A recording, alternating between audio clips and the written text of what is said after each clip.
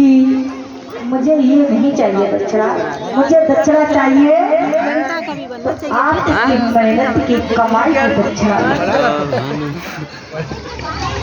राजा अब सोचने लगे, अगर ये ब्राह्मण ऐसे ही जाता है तो मेरा यज्ञ कराना ही।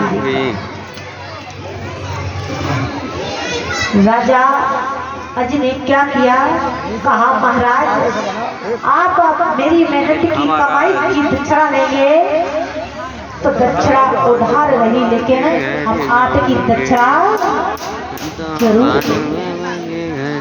राजा अज ने सारे दिन लकड़ी कतर के एक गट्ठा बना। जब गट्ठा बना लिया तो श्री सुखदेव जी कहते हैं, राजन परीक्षित, जिसे किसी ने कभी कोई कार्य किया ना हो तो उसे उसका मूल्य क्या पता होगा महाराज? नहीं होगा। तो लकड़ियों के गट्ठे का बोझ पता नहीं था। एक लकड़हारे ने कहा कि आप ये लकड़ी का गट्ठा मुझे दे दो, आपको इसके बदले में हम 1 टका देंगे। क्या दे देंगे महाराज?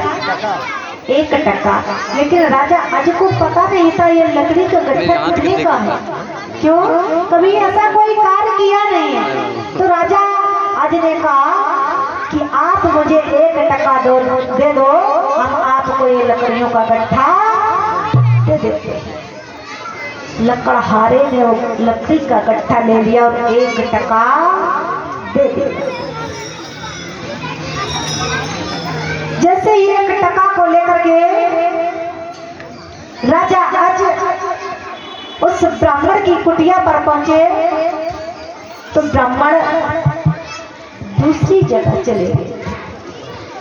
उनकी धर्म पत्नी थी।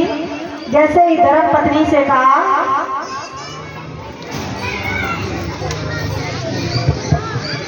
कि ब्राह्मण कहाँ है, उनकी जो दक्षिणा रह गई थी उधार थी, वो मैं दक्षिणा देने आया। तो ब्राह्मण की जो धर्म पत्नी थी कहने लगी, वो है नहीं तो उनकी दक्षिणा मुझे दे दो।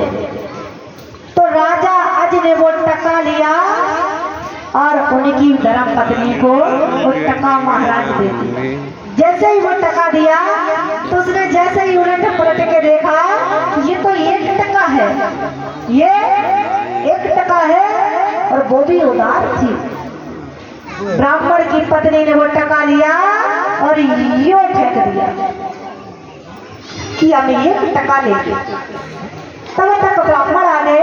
ब्राह्मण कहने लगे, क्या बात है कि इतने दिन हो गए उधार बना रहा और जब दिया तो क्या दिया? 1 टका दिया। हम ये 1 टका नहीं लेंगे।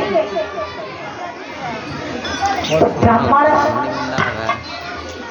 ने राजा अज से कहा, आप जाओ और इस टका को हम निकाल लेंगे।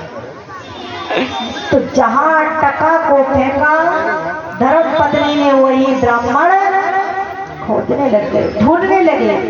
जैसे ही जमीन को खोदते हैं तैसे ही उसमें से एक रथ निकला, सोने का रथ निकला।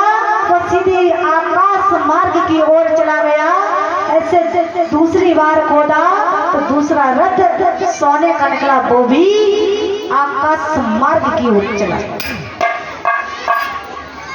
तो श्री सुखदेव जी कहते हैं, राजन परीक्षित, 1 नहीं 2 नहीं 3 नहीं 9 रथ सोने के निकले और 9 रथ सीधे आकाश मार्ग की ओर चले। ब्राह्मण देखते ही रह गए। ब्राह्मण ने जैसे ही 10 बार खोदा तो उसमें से 10वां रथ पर बैठा एक बालक नजर आया और जैसे ही वो रथ ऊपर आया पृथ्वी पर टिक गया। जब पृथ्वी पर टिका तो ब्राह्मण ने रथ के बालक को लिया और राजा अज के दरबार में पहुंच। कहा, महाराज ये आपका धन है और आपको स्वीकार है। इस प्रकार से 10वें रथ पर बैठा बालक का नाम क्या रख दिया महाराज? दशरथ। क्या रख दिया? दशरथ। इस प्रकार से राजा दशरथ की उत्पत्ति हुई। श्री सुखदेव जी कहते हैं राजा का परिचित धीरे धीरे धीरे धीरे समय गुजरता चला जा रहा है। आइए 2 लाइनों में प्रभु का गुणगान हो जाए।